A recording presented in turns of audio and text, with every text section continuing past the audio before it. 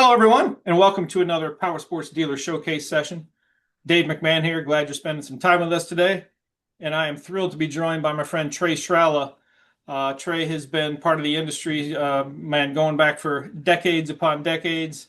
1992. All right. These days, Trey is the co-owner and general manager down at Eddie Hill's Fun Cycles in Wichita Falls, Texas. And more importantly, for a lot of dealers in that state who he's helped do a lot of things for, he's also the current president of the Texas Motorcycle Dealer Association. So, Trey, man, you're definitely coming in as the clubhouse leader with the best video interview set up here. So appreciate you appreciate you Yeah, taking the time down there. I appreciate it. Yeah, we're right. I'm broadcasting here from our podcast studio. Terry McAdams, my podcast partner, and I have a podcast called Get It Right Texoma that runs. We live stream every Friday morning at 7:30 on YouTube and Facebook. And this is our studio right here. So this is our setup. That's awesome. Yeah, this worked out great. Just kind of piggybacking off your live broadcast, and well, we're not at live status quite yet. We'll get there one day maybe. But yeah, this worked out great from you being there and ready to rock and roll. Speaking of rock and roll, and I just booked my flight down to Austin, Texas for the TMDA annual conference. I know a lot of industry members and sponsors and such are going to be flying down there, and obviously having a lot of Texas dealers driving down to Austin. New location this year. It's Lakeway Resort and Spa, and that's on Lake That's Travis. right. Is Yeah. that right? Right on Lake Travis. Yeah. Where it's going to be. So it's in Austin proper. It's not in Austin proper. It's in the greater Austin area. It's north of Austin up at Lake Travis. A little bit less traffic up there Okay, yeah, in Austin. yeah. And we outgrew the other facility we had the last 3 years was great, but we outgrew it. Yeah, there was it was standing room only in there the last couple of years. It felt like, and I mean that's definitely a testament to you and the board and the work you guys are doing to get people to come and make it a must see type, must attend type of event. Yeah, so how are things? It's going to be January 11 and 12 coming up here just as the calendar flips. So I imagine looking at the schedule, you guys are pretty excited about what's going to be brewing on the shores of Lake Travis there. Absolutely. Yeah. Yeah. Now the 11th is going to be a reception the night before. It's going to be from 5 to 7. We are going to have live music. And Yeah, there's that's a awesome. lady who's a local of Austin, but she's been in LA. She's played with a lot of big bands that you guys are going to recognize. Name's Gigi Wentworth. But my wife and I actually saw her at a distillery outside of Austin years ago, or a few Oh, months ago. right. And when we started talking about live music, I thought, I'm going to call Gigi, and that's what I did. And she's available. So we're going to have live music that night. And it's going to be a welcome reception and introduction for some of our associate members and sponsors and that sort of thing. And Yeah. then the next day on the Saturday is when I'm sorry, that's on Sunday. On Monday, Yeah. the next day is when the big show shot starts. Yeah, that's awesome. That's a cool idea. Just picking up the phone and making that call, like a lot of us do, to make that happen on the musician front. So that'll be the first time, as I recall, having been down to the TMDA event for probably pushing 8 to 10 years now. So that'll be a cool addition for sure. Absolutely. Yeah, we're looking forward to it. I think it'll be just a neat thing for our members and our guests. Yeah. Yeah. So then you turn the page to the next day. Looks like your guys' agenda and schedule is, like I said earlier, it's definitely must see, must attend. It looks like it's going to be a big draw for dealers down there in Texas. Absolutely. And it's going to be full of information. Of course, when you go to these things, one of the nice things about going is the networking. You run Yep. into people, and some of the best ideas you'll get are going to be at lunch or the bar the night before or at the break or whatever like that. But there's Sure. such good education, and we're so proud of the education that the people we're bringing in. We're bringing in a person, and we just added, and I had to wiggle room around to add somebody who wants to come in. He's an expert on Google Pages, Google Business pages. Okay. Yeah. We're For going to sure. have an AI expert come in, talk about using AI in your business. Nice. We're going to have the Texas Department of Motor Vehicles that is going to come in and do a presentation about what's going on with the changes in the license plates and that sort of thing. Sure. We have a couple of lawyers, one that was worked for the DMV for years and was a facilitator for complaints. If a dealer had a complaint against a manufacturer, she was a facilitator there. She's now retired, Okay. but she's in private practice, and she's going to give a talk about that. Nice. And then another lawyer who used to be with the comptroller's office, is going to come talk to us about comptroller issues in the state of Texas. And the nice thing about it is these people aren't here. They're not coming just to talk about what they do. They have specific ideas, and they're going to say, these are the pitfalls we see that dealers run into in a comptroller audit. Or exactly. These are this is what happens if the dealer needs to contact a manufacturer or complain against a manufacturer. This is the process. This is how you do it. And it's a lot nicer to have all that information, have that resource in your back pocket rather than like a babe in the woods. Oh, yeah. Like I said, I've been enough of the TMDA annual conferences, talking to the dealers afterwards, just about the takeaways they got or the benefits, the time investment. And yeah, like you said, it's so much of this stuff where a lot of it's happening in the background. They know things are going on at the Capitol, or things are going on with various different initiatives statewide that might impact them.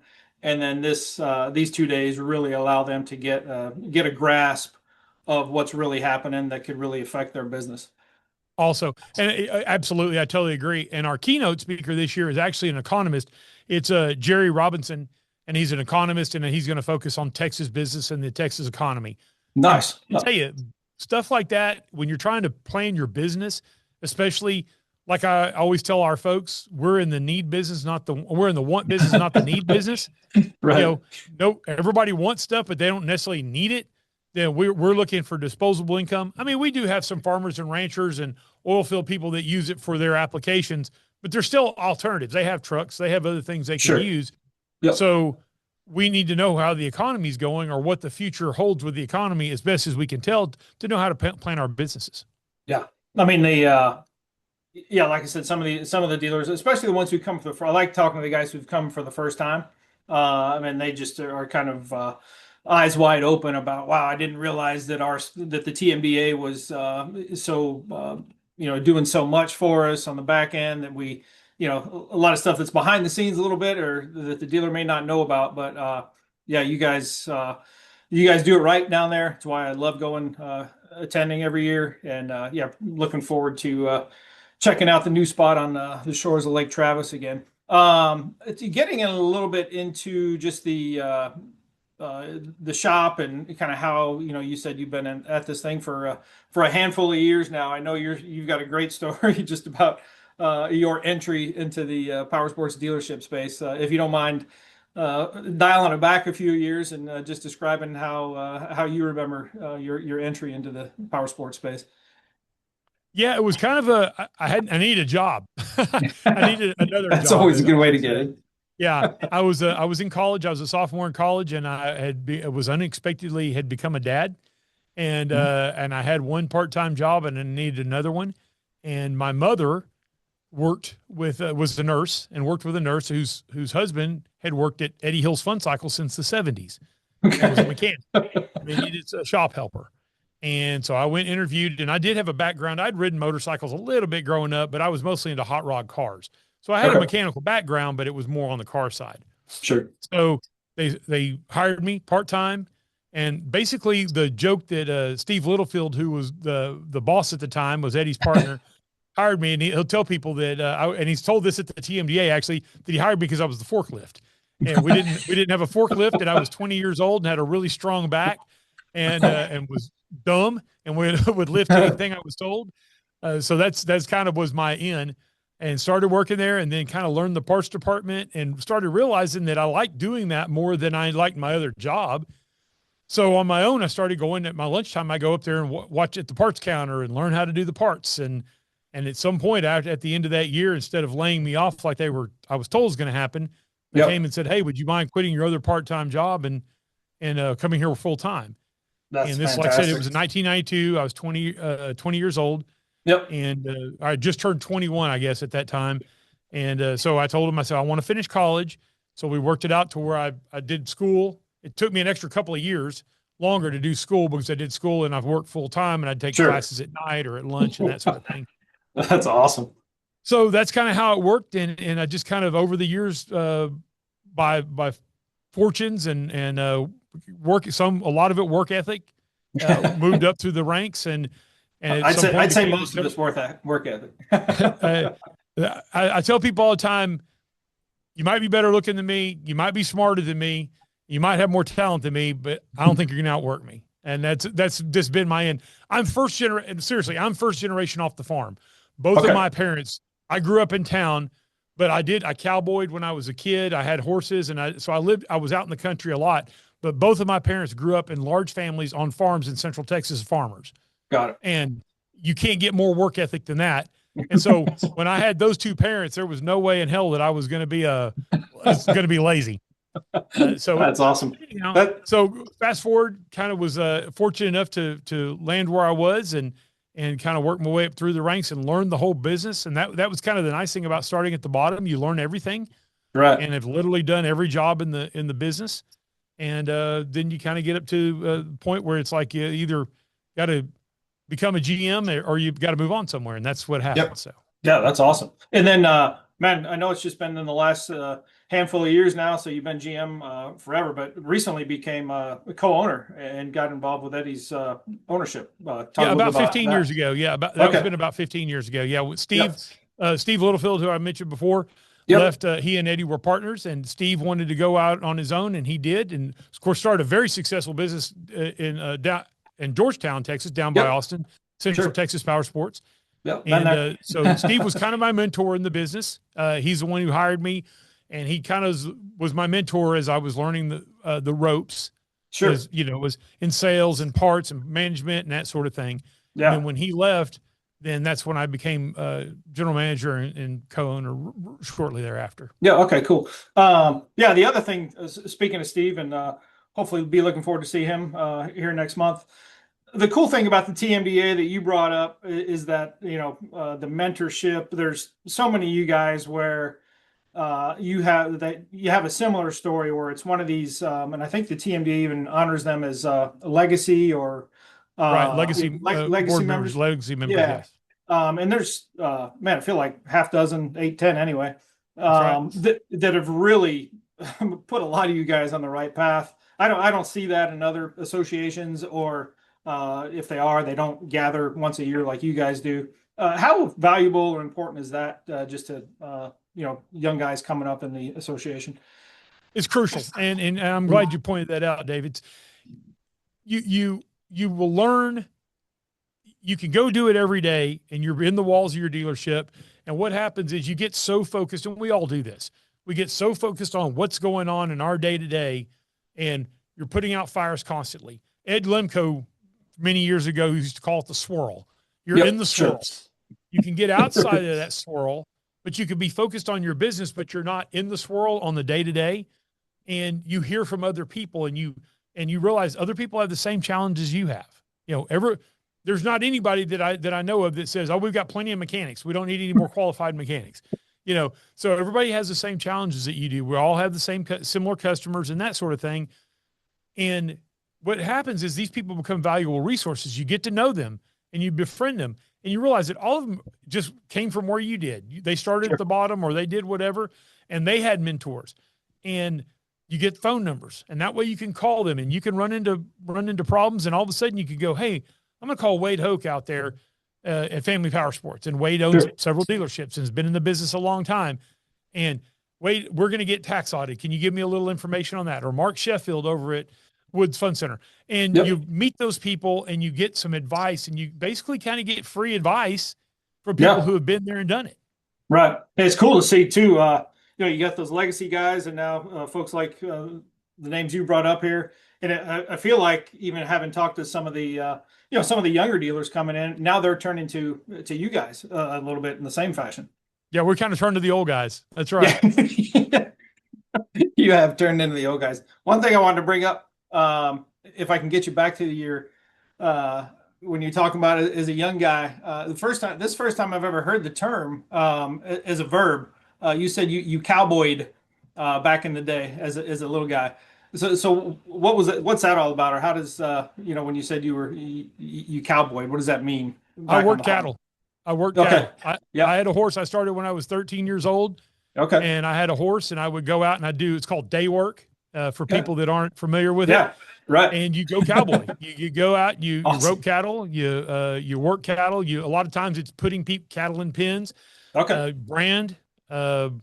neuter, for lack of a better term, turn bulls into steers so we could have beef that's tender.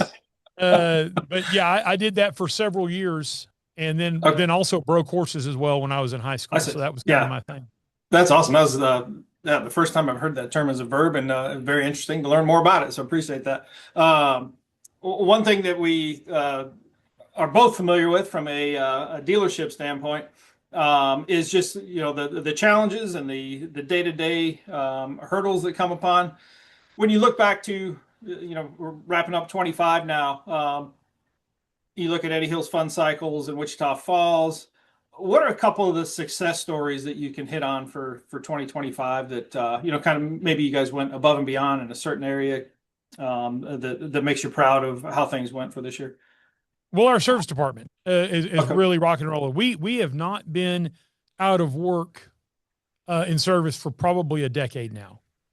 And it continues to go strong. This year, we started it last year, but we really took off this year where we started pickup and delivery service. Okay. Nice. In our service department and and a mobile service, and that has been very successful. Cool. Sales has been a challenge. This has been it hasn't been all bad. It's just been a challenge. It's been the most roller coaster year that I can remember seeing. Unreal. Where you can't put we've not been able to put a month together. We'll have two weeks that are blowing and going, and then 2 dead weeks, or a really busy week, and then a really dead week, or 2 dead weeks, or whatever. So we've probably done 4 really good months of business, but we haven't done them all at one time. Sure.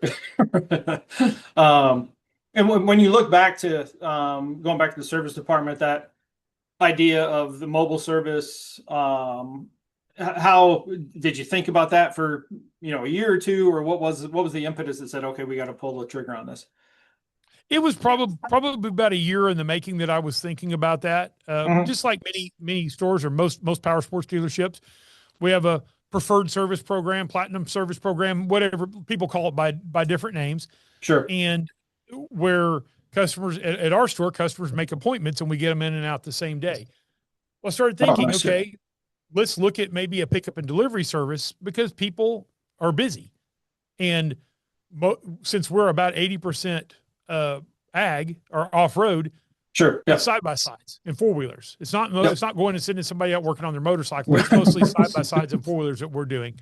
Yeah. And then I started looking at it. It's like, okay, well, some of these services are fairly basic. You're changing oil, differential fluids, not checking valves. It depends on what the service schedule is, greasing things and things like that. And I thought, well, why can't we just build a platform, a trailer, and make our trailer a mobile service? And we built a mobile service box that we put in the bed of the truck. We have a trailer, and we can go out. We can load it up on the trailer, so the mechanic's not laying on the ground. Right. Can perform all the service work, and then unload it and just leave it right there for the customer. That's fantastic. Yeah, and it works out well. We're completely self-contained. We take all the fluids. We bring all the fluids back. We don't dump anything out there, Right. and then also you go out there, and then if the customer says, "Oh yeah, it has a problem here," and if it's something that can't be addressed quickly, we already have the trailer there. We just haul it back into the store. That's awesome, man. So definitely a wise decision to get that thing implemented, especially that's cool from the side-by-side standpoint. I was surprised to hear that it's such a large percent of your business. When you, just looking at that side-by-side market, what have you seen, over the last 5 to 10 years in terms of the growth at your shop? It's grown exponentially. I tell people all the time, I started in the motorcycle business in 1992, and I'm in the side-by-side business now. And it has gone steadily gone up. It's probably topped out at close to 80% of our business, probably about 4 or 5 years ago. Okay. Yep. Motorcycles are still about 20%, but over the years, you could just watch the increase where it was, it started out, it was 80-20 the other direction, and then it's gone 40% and then 50% and that sort of thing. But these side-by-sides have gotten so advanced. They're automotive-like. And, exactly. They're bigger, they're stronger, they're faster. They've got these great cab systems. And what we've seen a lot is people going to the cab system with heater and air conditioner. Right. And I know one of the things you hear people say, well, I can buy a pickup for that. Well, maybe you can, or maybe you can't anymore. But it's also one of those things, these machines are made to go off-road all the time.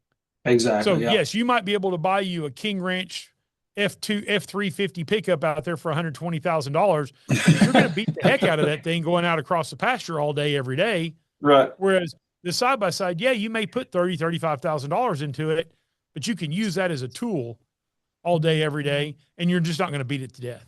Yeah. Along those lines, you got the Honda Pioneer. This is from the Crew 6 press ride down in Pioneer, Tennessee, of all places. So Yeah. always look forward to hopping on those press rides for sure. Yeah. So then when you look, you talk a little about the sales and service. How about just from an F&I perspective? What's happening good in the business office? F&I is once again been a challenge. We've always kind of had a challenge of having F&I people. Mhm. It's just, Wichita Falls is not a major metropolitan area, and so Sure. you're kind of limited there. We've actually this year gone to we've started just a few months ago. We partnered with the company, and we're doing a video, and it's kind of an F&I video where we pitch the platinum maintenance program and the extended service contracts through video. Unreal. Wow, that's cool. Yes. Yeah. I've And not it's heard of really that. worked out well. It's really worked out well. So what it Cool. does is your F&I person can concentrate on getting the paperwork ready and not having to pitch so much. Now Oh, got it. you finalize the pitch when it comes in, Sure. because you can't, the video's a video. You can't go back, which by the way, we shot right here in our podcast studio with a green screen, part of it. But it's been a really neat tool, a really unique tool, partnering with Legacy Dealership Services on that. Yeah, that's awesome. And so does the customer there, he or she's watching that like during the sales process, or what are the X's and O's on that? Yeah, once the customer makes a deal and says, yes, I want to purchase, Yeah. either they can watch that right there. It's about a 2.5 minute video Okay. right there in the store, or we can send it to them. We can send it to them on their phone, the link or whatever. Okay. Yeah. And they watch Cool. the video. It talks about the benefits of a vehicle service contract, the benefits of a maintenance program. Yep. And then at the end, it asks questions. Are you 100% satisfied? So it's a compliance part as well as a pitch. It's not just a sales pitch. There's always also a compliance. Are you satisfied? Do you 100% understand that this covers this, this, and this? It really works out well. So at the end, and then they at the end say, yes, I'm interested in more information, or no, I'm not interested in more information. But at that point, you've got the CYA that we all have to have in F&I compliance right there. Sure. Yeah, that's fantastic. Wow, very cool. And folks they're definitely in tune to watching videos these days, so it's not like some weird or different situation you're putting them in. That's absolutely true. Yeah. That's cool. Yeah, just to wrap up, Trey, appreciate you taking the time again. Trey Sralla, president of the Texas Motorcycle Dealer Association and GM and co-owner at Eddie Hills Fun Cycles up in Wichita Falls, Texas. The oldest Kawasaki dealership in Texas, by the way. It's the oldest? Yes, we are the oldest Kawasaki dealership in Texas. Wow, and I think we're the 5th oldest Kawasaki dealership in the country. Wow, that's amazing. Yeah. Eddie started the business. We've been in business since 1966. Yeah. Same location. Eddie started the business in 1966. He's 89 years old now, still doing great. Okay, and, cool. Absolutely, yeah. And but yeah, he started that business, and it's been going on. He was a Kawasaki dealer and then a Honda dealer. So we were Honda dealers since 1966 as well. Oh man, that's amazing. Yeah, those are just you get so used to the longevity and and the grind and the performance and success of you guys. But yeah, that's definitely worth pointing out. That's a hell of a run for sure, and hopefully there's more decades ahead for you guys. We hope so. Yeah. Yeah. And so, yeah, one of the things that I'm sure has been part and parcel of you guys, of your success, as I find from a lot of dealers, is just that local community, involvement and visibility and stuff. And you're sitting there in as you mentioned, your podcast studio. You have been very visible just locally. I know back to your radio show days, and now you've turned this into a podcast. Just to talk a little bit about, how you got involved with, kind of making sure the people are kind of keeping up with the important topics in the town there. Well, it's kind of important. I actually started on the radio. I was on the school board in Wichita Falls for 12 years. And I would go on, and I had a little segment. There was a local talk show, radio, and it was all talk radio. and I go in the morning after the school board meeting or the meetings and talk about what happened on the school board. I kind of gave them a Nice. little report. And That's a really cool. close friend of mine, Mike Hendren, who is part of the, we call ourselves the Texoma Trio. Mike passed away a few months ago, so he's not with Terry and I anymore, but he is in spirit. I think his picture's right up here. That's awesome. Mike co-hosted that radio show, and we got to talking, and Mike and I went to high school, junior high and high school together, so we were friends for a long time. And that's kind of how it started. But I was on the school board. I've been involved in the Wichita Falls Chamber of Commerce. Okay, sure. With a Redneck Culinary, which we're a cooking group, and we cook for first responders and hospice and that sweet sort of thing. And I'm currently serving on the Clay County Memorial Hospital Board of Trustees. That's right, there. Yeah. But I believe it's important to get involved in your community, because I tell people this all the time. Everybody worries to death over who the president is or who the senator is and all that. Fact is, none of us can pick up the telephone and call Donald Trump. Most people that are watching this, right? Chances are you can't pick up the phone and call your House of Representatives or your senators. But you might be able to contact your state senator, and you might have your cell phone number to your state representative, and you darn sure should know your school board, your city council, and your county government. Right. And those are the people there that really affect your day-to-day life. So it's good to get involved and know what those people are doing, who those people are, and to where you can pick up the phone and say, "Hey, this is Trey from Eddie Hill's Fun Cycles. Hey, Trey, how you doing?" It's not, and once you get that conversation, you build that relationship with people. When you have an issue or something, they're more likely to listen because they know you, as opposed to just being some faceless person. Right. Yeah. And so now you said podcast has been going a couple of years. It's live. That's cool. I mean, that's we didn't do it live before, but we did. Mike was actually our editor, and once he passed away, we kind of were forced to do live, and that's what we do. But that's awesome. And yeah, so you'll have politicians and just local business executives and run the gamut of guests on there. Absolutely. Yeah. We've had U.S. House of Representatives, Ronnie Jackson was on with us. We've had a couple of state senators on, or had a state senator on us. We've had a couple of state Congress on with us. Yep, we've had a couple of county judges on. We've had the mayor, city council. We've had president of Midwestern State University. We've had the CEO of the United Regional Healthcare, which is the #1 employer in Wichita Falls, the largest healthcare system between Oklahoma City and Dallas. And so we get some pretty good guests on. Yeah, that's awesome. Well, cool, man. Speaking of important and good guests, I just nailed one here with you, Trey. So appreciate you taking a little time. I appreciate the compliment, Dave. Taking some time off the show floor. But so just on behalf of Trey Sralla from Eddie Hill's Fun Cycles and president of the Texas Motorcycle Dealer Association, look forward to running down into you guys January 11 and 12. Lakeway Resort and Spa, just on the shores of Lake Travis, outside Austin in the Hill Country. Looking forward to seeing everybody down there, and thanks for checking out another Powersports Dealer Showcase session. Appreciate it, Trey. Thank you very much, Dave. Yep.